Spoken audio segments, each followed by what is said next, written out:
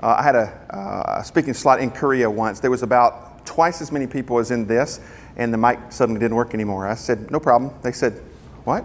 I said, seriously, no problem. And I got up there and I just, and everybody's like, it's too loud. I'm like, I'm not using a mic. And so there is no other topic that I'm more passionate about than the one I'm about to speak about. I mean, I've been passionate about a lot of things over the years, and I do get that way. But let me tell you, this is the topic. And first, before I do anything else, I want to thank Alan for the most perfect primed setup for this. Thank you. You did a great job. And for dancing like nobody's ever danced on the NSA show the other night. He didn't spill the beans, and yet he answered all their questions. So thank you again. It was fantastic. He didn't know that I was doing this, and I didn't know that he was doing this. Keith just said, there's multiple people that want to hear this and hear about this. This is a great thing. And so in any project that you're trying to take on, if you're trying to, let's say, build a building, the community can get together and talk about building a building for years. We can talk about how beautiful it'll be, and we can talk about all the stained glass windows and blah, blah, blah. But we just keep talking and nothing's getting done. When somebody finally says, you know what? I'm going to get out there and dig a big hole and put some foundation on it. And you're out there right by yourself and you do that. The next guy comes along and goes, hey, what are you doing? You know that building we've been talking about? I'm building it. By yourself? Hopefully not. And it's, well, I'll help you. And the next person comes along, hey, what are you guys doing? And that's what we need. We need somebody just to go, I'll start. I don't know if it's going to be very good. I don't know how to build a building.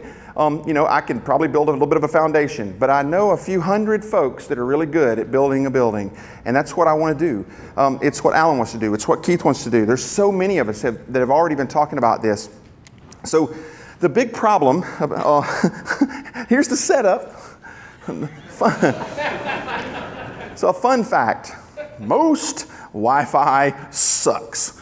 Okay, that's your fun fact for the day. This is what I do about 75% of the time is fix broken Wi-Fi.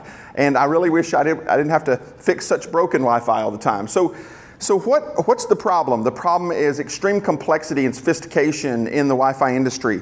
Now, we've done a lot about this over the years, right? This is the Rubik's Cube from hell, and is really what this comes down to. It's 10 trillion combinations, right?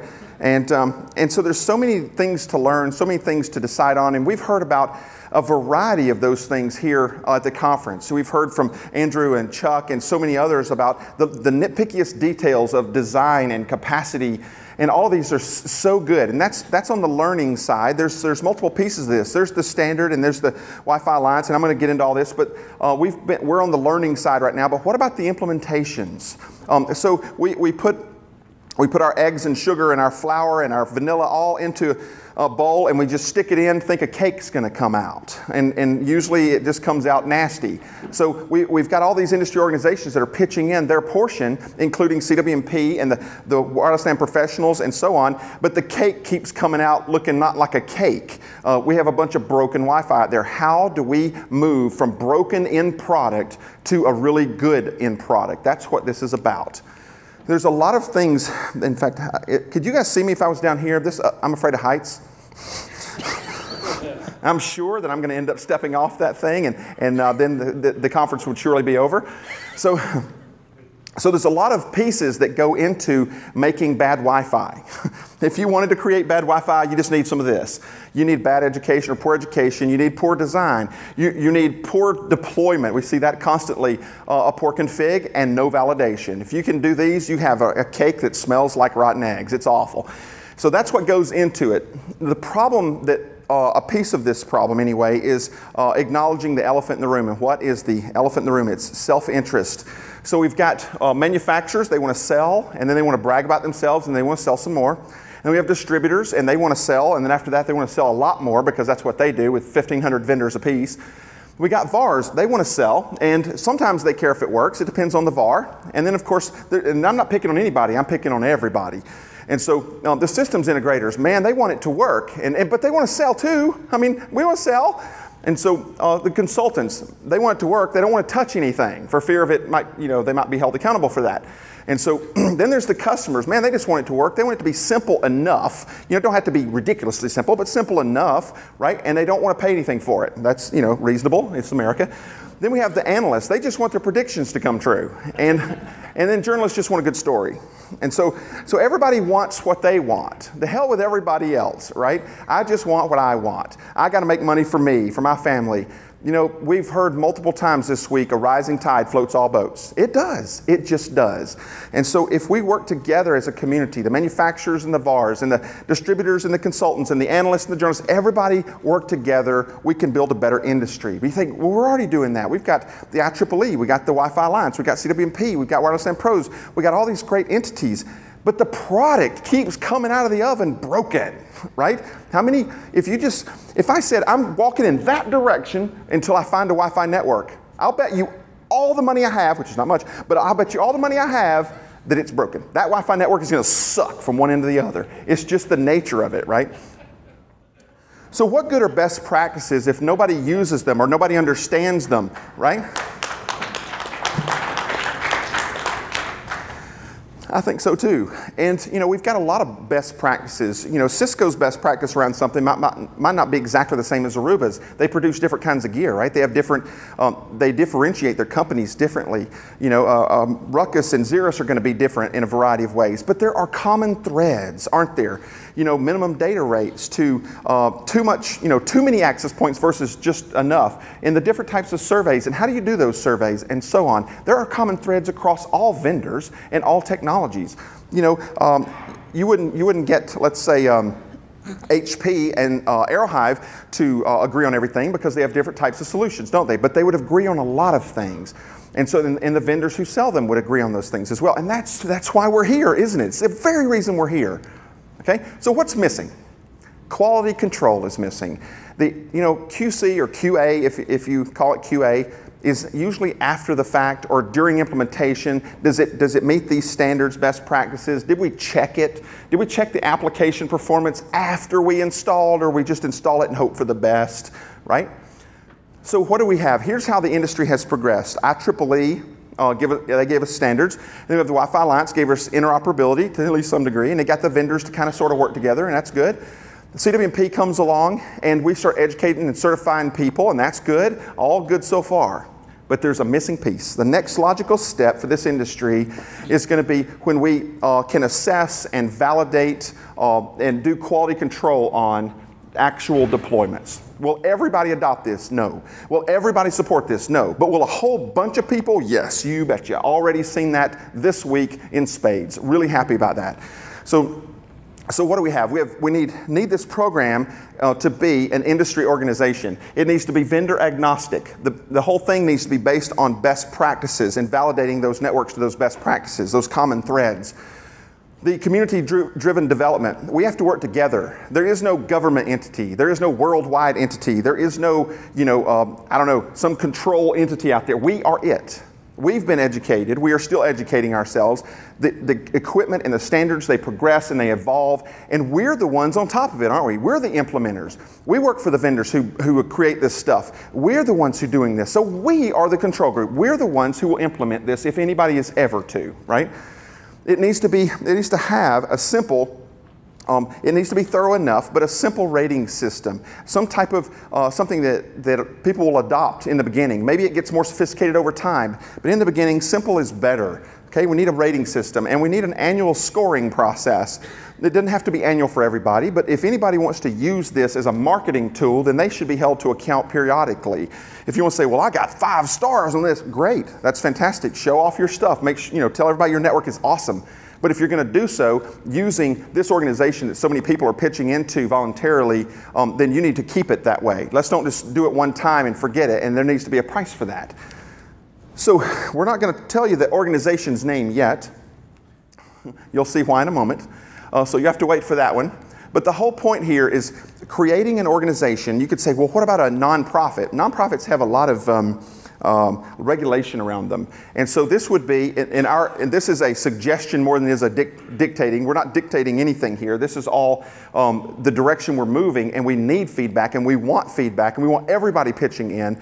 But we're suggesting that this be a not-for-profit corporation. But what does that mean? I'm talking like a C corporation. You do make money, but your charter is not to. right? We don't want people working for it to make any money. We want people working for it to be passionate about it, love what they do, and this rising tide floats all boats. So we're not trying to get money. It's going to be financially neutral. Individual and corporate members, so you can join this organization, no different than it's the Wi-Fi Alliance, the IEEE. We certainly welcome donations, but nobody's going to be padding their pockets with this organization because the charter is going to be, the bylaws of the corporation are going to be, even the board members don't make anything, no money. Sorry, your time is given or don't participate.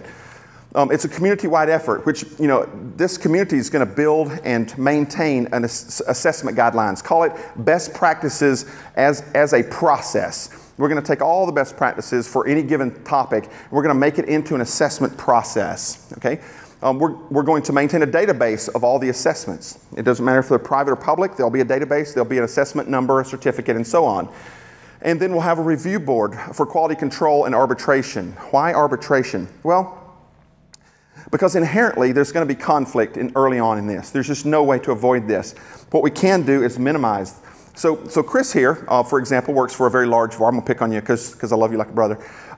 So he works for a very large VAR. And let's say that Devin the pipsqueak comes over here and I get hired to assess a network. And I say, there's a problem and there's a problem. And I give it a score and I give it a ranking and so on. And then the customer takes it back to Chris and goes, hey man, I thought you said you were good at this stuff. And he goes, dude, I am good at this stuff. He goes, this guy named Devin says, your stuff's broken. Now, this could cause conflict, couldn't it? Chris could say, boss man, I need somebody to bury Devin in the backyard somewhere, and right? And so we need a process here to resolve that. What about, it could be the customer asked in the design, they said, hey, here's my requirements, here's my constraints. Chris went along with that, and he built a great design, and then they asked me to assess something completely different. They said, hey, can you assess our guest network? And they didn't even want him to touch any guest network. Didn't even want a guest network, and yet they have me doing quality control on it. This is obviously could end up in a problem between he and I. But because we're both parts of this organization, we have a way of dispute or settling any types of disputes and ironing out what happened here. We're not really at odds. We're really trying to both help the customer, aren't we? And we need to keep it in that context. So we need to have an arbitration group. So it's not just me against Chris or A against B or company, A against B, that kind of stuff. We need to work together for the betterment of the industry and our customers. Thank you for letting me use you on that. So startup cost. Like any corporation, we have to have, we're going to have startup costs, whether it's the website or databases and all the different things that come with startup costs. There's legal, you've got to incorporate and you've got to have the marketing around it. And so donations are very welcomed. We would also make money in other ways as an organization, but not to make a profit. All the money will be spent every year in order to maintain and grow this organization to help customers, VARs, VADs, manufacturers, everybody, okay? And it's industry and community-owned assessment guidelines procedures. So we're going to create these things, and it's owned by everybody. The organization is everybody. So the organization owns them, but the organization is you, and you, and you, and you, and you, and me. So are you willing to help with the development of these assessments and guidelines?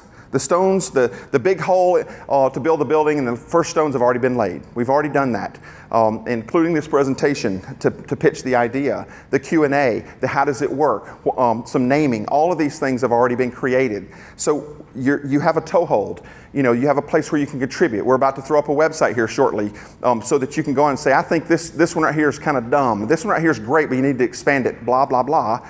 But we need participation, okay? Do you want to be an assessor or do you want to be a remediator? What are those things?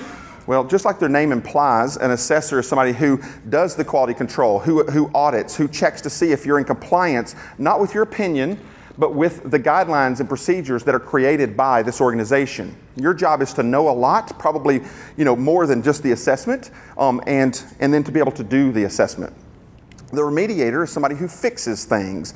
And so if you assessed it and said, my customer asked me to rate these 5 areas, I rated those 5 areas, they got a below average rating in this one area, they may hire a remediator, but not you as the assessor. We're going to talk about that in a second.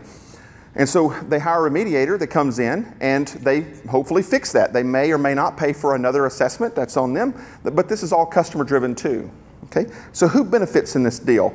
A lot of folks benefit in this deal. I can't actually find anybody who doesn't benefit. In fact, I can't figure out any way that this is not good. There's some speed bumps along the way, but it's just good from end to end. There's no negatives, no drawbacks in doing this at all. So here's a lot of different ways that various groups within the industry can benefit.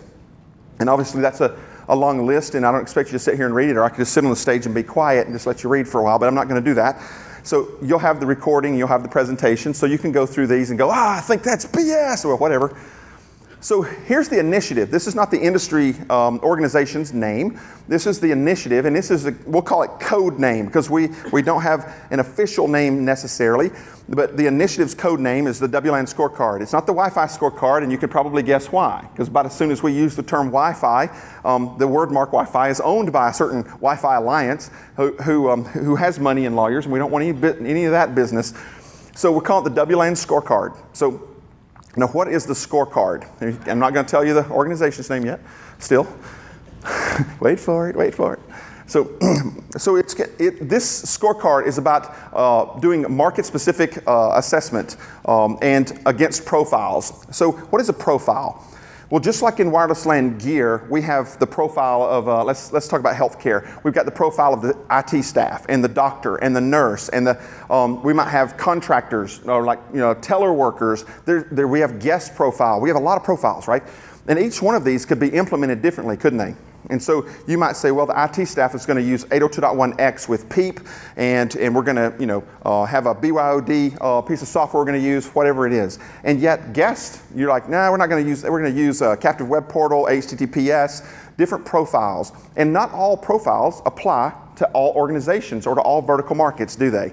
And in fact, some corporations, it may apply to them, but they choose not to have it audited or assessed. It's just not something they care about. So there's a lot of different profiles. Now you check your profiles against technical categories. You could call them technical domains, if you will. These are a list of items that we as a group come up with. I've already written I'll say the lion's share. We probably got it to 70–75%. We need a lot of help vetting the rest of it. Anytime that you create something, you're too close to it to do the auditing on it, aren't you? So I need a bunch of eyes saying, hey, my experience in healthcare is this, my experience in education is this, my experience in manufacturing is that. We need that in order to turn this into something really good. Okay? It probably tastes like cake coming out, but it probably is not a real tasty cake yet. So categories based on industry best practices on a per vertical basis. The customer chooses where and how to be scored. They say, I only care about my guest network. The rest of it, I don't care, and I don't want you to care. Just want you to check my guest network. Okay, we'll check it against industry best practices and see if it's there on performance, on connectivity, on reliability, and so on and so forth. So we've got like five major categories of technical to bounce this against. And we're using an industry standard 5-star rating. If there's a reason to do it differently, I'm totally open, and so the rest of the folks that have been looking at it in different ways to rate this. But 5 stars is so standardized across Amazon and all the rest, we understand what this means. Okay? Then if the results can be public or private. If a customer says, hey, I want to have a standard assessment, and I want you to assess these categories and these profiles, but I don't want anybody knowing. This is private. Don't want this published anywhere. Great, we can do. If you want it to be public because you want to use this organization's work and their name and their brand in order to more or less advertise your company, great. You need to have it assessed every year. And so that's more income for the organization. It makes sure that you stay standardized and stay up to speed if you do an upgrade on your network and so on. Here are the 5 major categories that we've created so far, and each line item is a category. So you can quickly see the design, implementation, security, availability, and reliability. So hopefully we've got these categories at least decently arranged, but we are always, all this is open to discussion and editing and input. Please, please, please, we need it. Okay? A 5-star rating that bounces profiles against technical categories, and the customer chooses where they want to be rated. For example, if they're, I don't know, let's say they're a hospital, then they may want to be rated on their staff and their doctors and their nurses, but not contractors and teleworkers, and maybe category 5 don't apply to them underneath the guest profile or what have you, right? So this is the thing where they're choosing where to be rated, and you're doing that rating against a standardized set of processes and guidelines that is created by this organization, okay? Now, there's 2 new industry roles in this. One is called an authorized assessor. That's the first one. This is the Wi-Fi police. is another way to look at this. This is the guy that's supposed to know how things are supposed to be done. And then use the processes and procedures given by the entire industry into this organization in order to check the network profiles that are being asked by the customer. Okay, so their primary responsibility is to assess networks to a set of procedures, not to be Mr. Cowboy out there going, well, I don't like the way this works. Well, it may be implemented to industry standard practices, but it's broken. You're doing testing as well. You're not just going, oh yeah, Cat Web Portal is pretty standard, so you get a 5 stars there. No, you got to test it. Does it work? What's the, how fast is it? Is it load really easy? There's a lot to it. And that's why we're saying you must hold a CWNE. That's our suggestion, CWNE. That's not a lot of folks today. It's like 155, 160 folks, something like that. Is that right? 160 folks. And we hope that this will pull more people through this, through the CWNP program. Why? Because we want more educated, more certified folks in the industry. We want this. And this rising tide helps everybody. So, and another reason for this is because being the Wi-Fi police, if you will, I know it's a harsh term, but it's just a way of relating this. People may push back on you. They may say, what makes you the standard? What makes you, so smart? Well, dude, you hired me to do this. I've got the credentials, I've got the procedures, and I'm backed by the entire industry here. So you need enough credentials to hold your own against any kind of political BS, if you want my opinion on it. So I think that's a good way to go. I mean, others may not share that opinion. So you must be agreeable to follow the assessment guidelines and procedures. In other words, you can't go rogue. If the organization is holding you accountable, and they will, and you go rogue and you start saying everybody's stuff is crap. Well, granted, we know it's crap, but let's follow the guidelines and the procedures. Okay, we must agree to a review and arbitration, meaning if I'm going to be an assessor, then I've got to be accountable to somebody. I can't be out there going, my word is law. No, the organization made up of you and me is the one who's saying, here are the guidelines and procedures, and you didn't follow them. Look at that. So, that's a problem, right? Okay. You can do remediation as an assessor, but never on the network that you assessed. That's a conflict of interest and a terrible one. Can you imagine, I go out there as an assessor and I go, broken, broken, broken, broken, broken, you get 2 stars across the board. But you know what, I know this guy,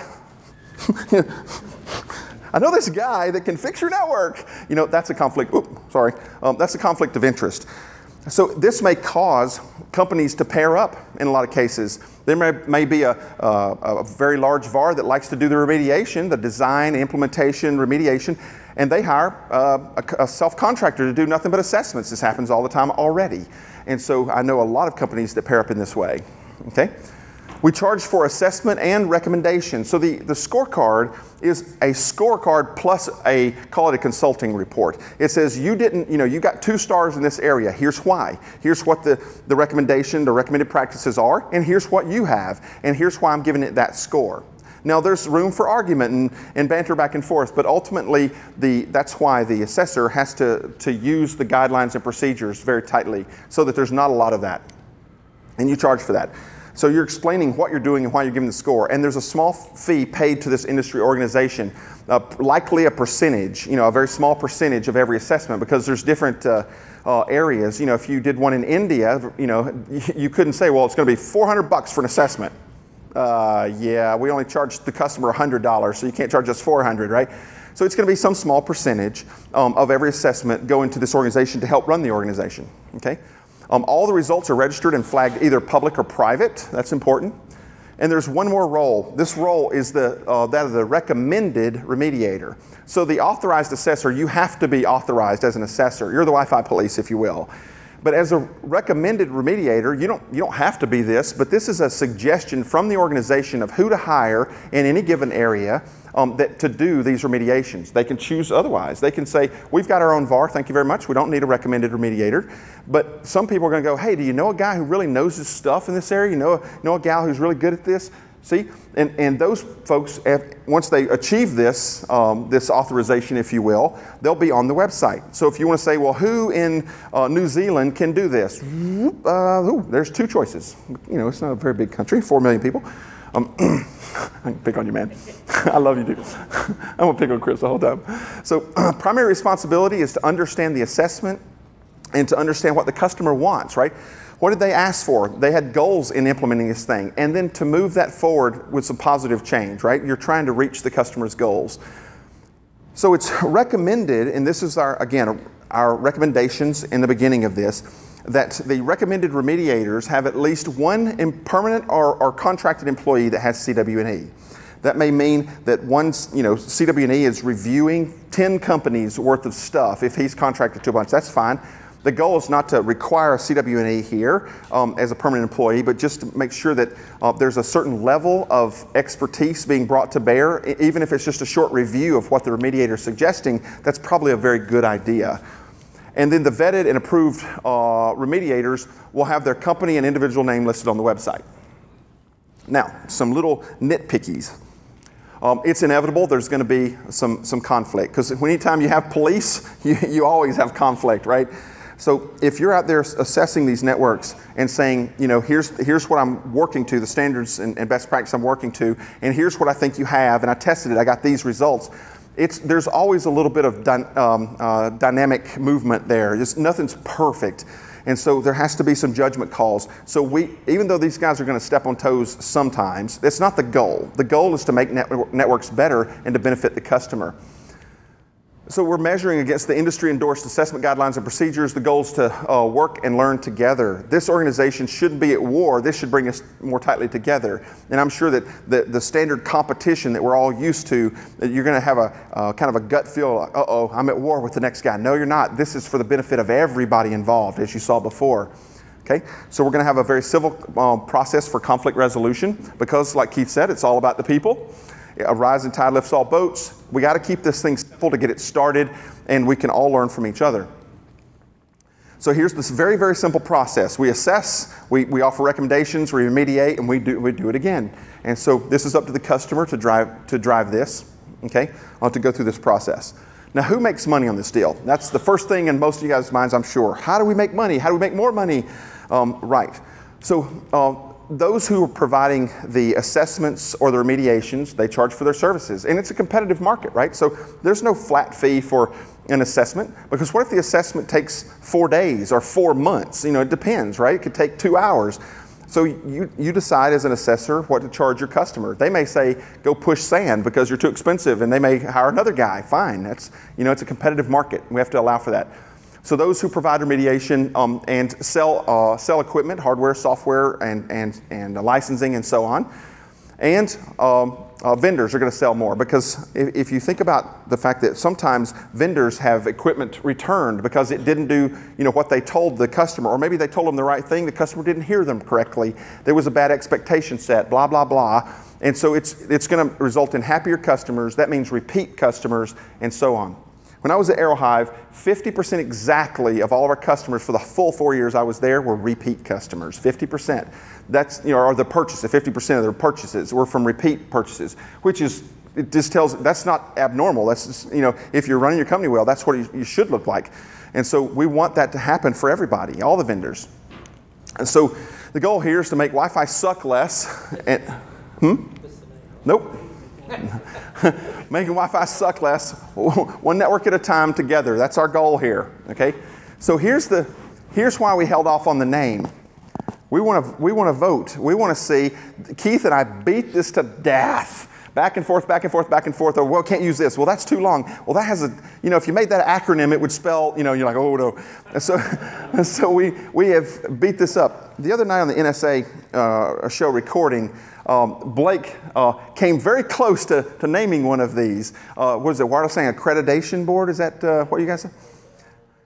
So it was very, very close to these. And so these are the two that we've, and now it's not to say that these are the only two possible, it's not. But I'll tell you, after an extreme amount of vetting, we came down to these two. If we need to modify it, we can. So just by a show of hands, looking at these two, and by the way, no acronyms. If you notice here, we can't use Wi-Fi, simpler is better, avoid acronyms. Because like Wireless LAN Commission would be WLC, that's a controller. We don't want to do that. And so, or assessment board, WAB, that's kind of odd. Why can't we do WLAN assessment police so it can be WAB? Nicely done. We didn't hear it. Wow. Hey, here. He said, why can't we do wireless LAN assessment, please, so it could be WAP. That's Keith's favorite term for an access point. So there's a lot of things that go into trying to come up with a name. If you've ever started your own company and tried to name it, you're there for days and days and days. Okay, this domain name's not available, right? And on it goes. So this is what we have today. It may not be the end product, it may be, but just from a show of hands, okay? And that's as good as it gets for now. Wireless LAN commission, if that's your favorite, which one are you going with? How many people will go with that? That looks like about a third. And then wireless LAN assessment board. That's easily the winner. Okay, so Keith, we have our tentative name. Okay, that's it for the presentation. Keith, do you want to add anything to this? I would imagine you would. Thanks. Devin brought this idea to me and said he's got the parts done. What do you think? Is it time for this? I don't know how to do it other than just do it. And this is the closest framework we've had to play with. So it's not up to Devin and I, or Alan and I, and Devin and Tim and whoever. It's up to everyone to get on and play. To jumpstart it, I'm doting $5,000 into the system to get the startup costs out of the way. Someone's got to pony up, and once we get that place, hopefully we'll get other people donating to get it moving forward, but we need to at least get it started and then add as much in there as possible. The assessments have to come from you. We can build a framework, but the actual details. My goal is to have something like Cat 6. When you say Cat 6, you know it's going to run gig. Why?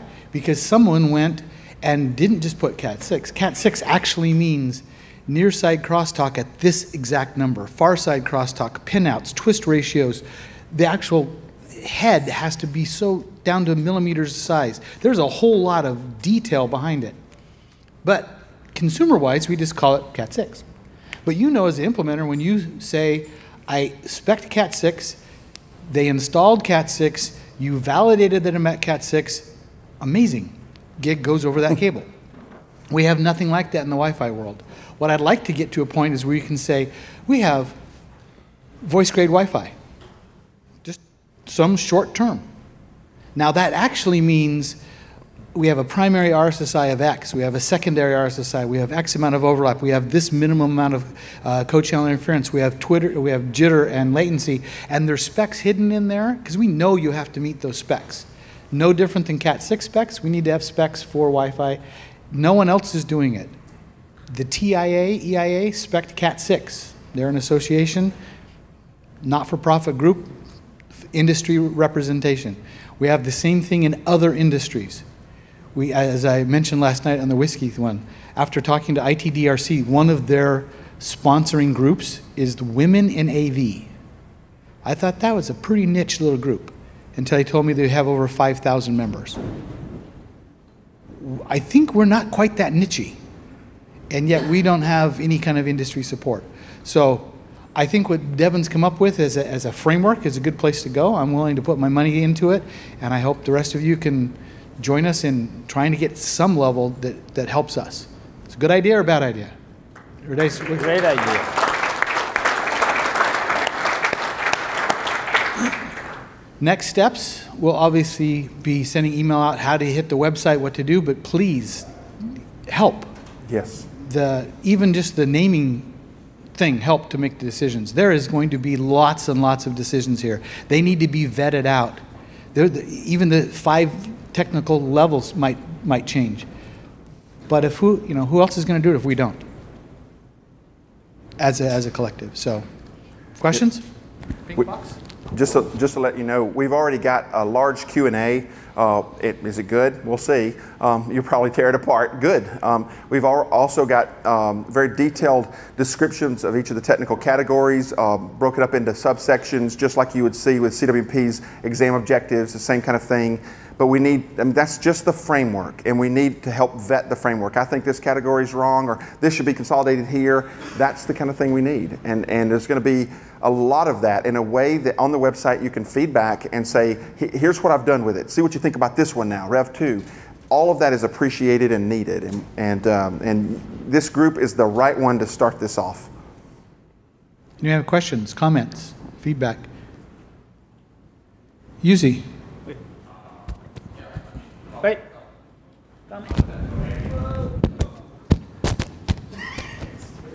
He just stares at it. You're supposed to catch it when it comes by, Yuzi. Yeah, I'm not that sporty. So yeah, count us in, and as vendors, besides the donations, how can we help? No different than everyone else helps. Right. Let's come up with what the specs are and set the assessment levels and vet them and say, we like this, we don't like this. I am sure there is and I did not mean to go back to voice grade because there's a lot of different grades, but between Avaya and ASCOM and Cisco, SpectraLink, we can come up with a voice grade spec that matches what everyone needs.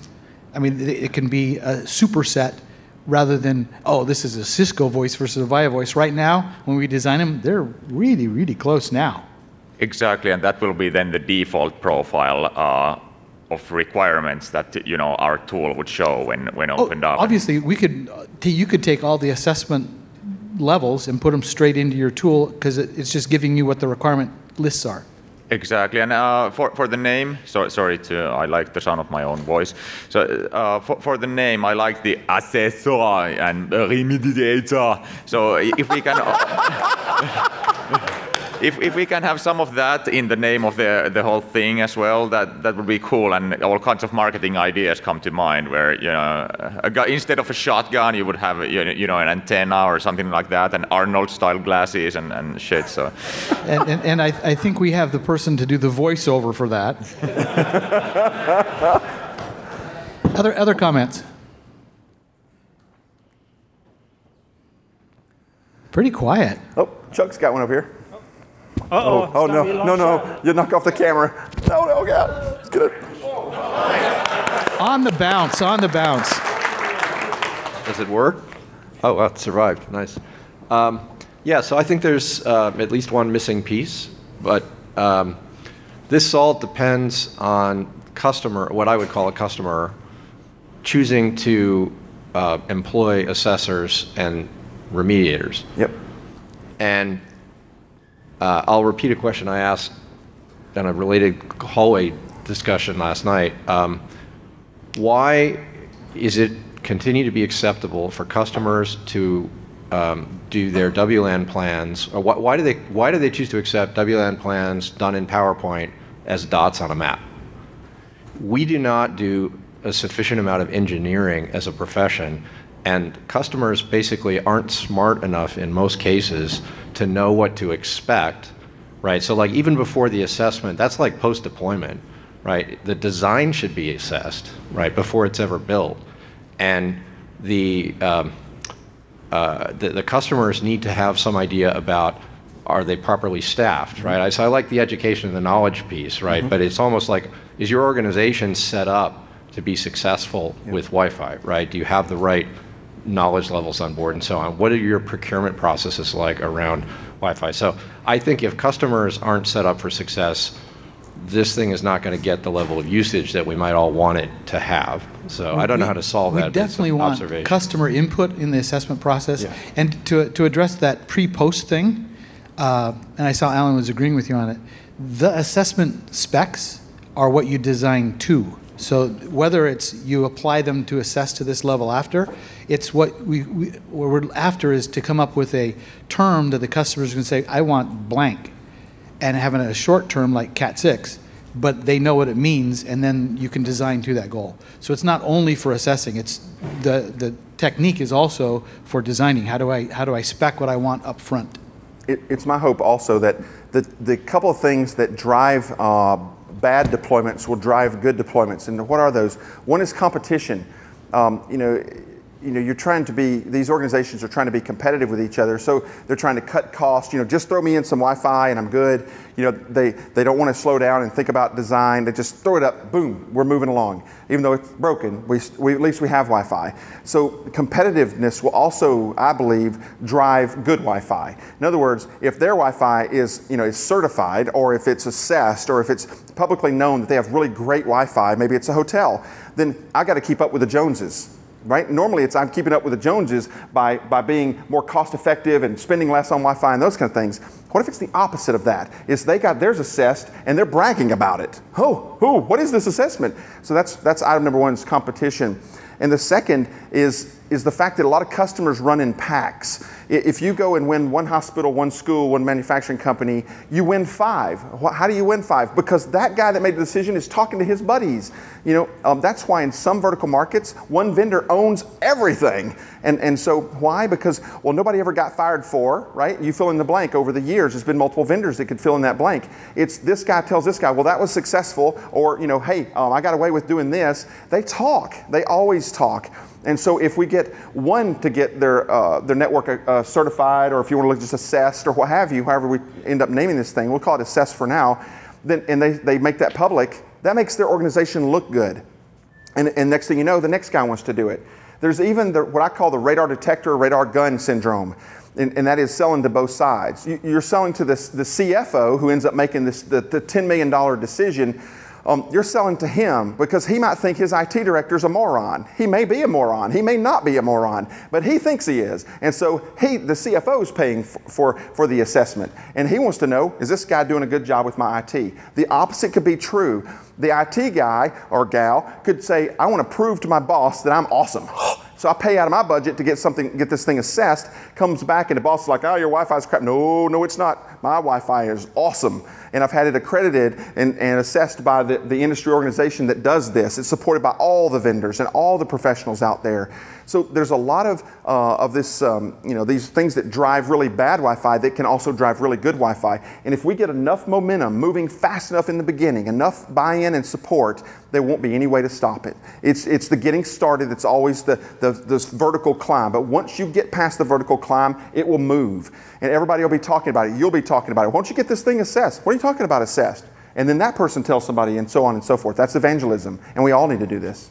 Evangelism and Devin is the same name. Alan, then one more back here, and I said we get out by 3, so go quick. Okay, so I completely agree with what Devin talked about, because he showed me the presentation not long after I did mine, and I'm totally with it.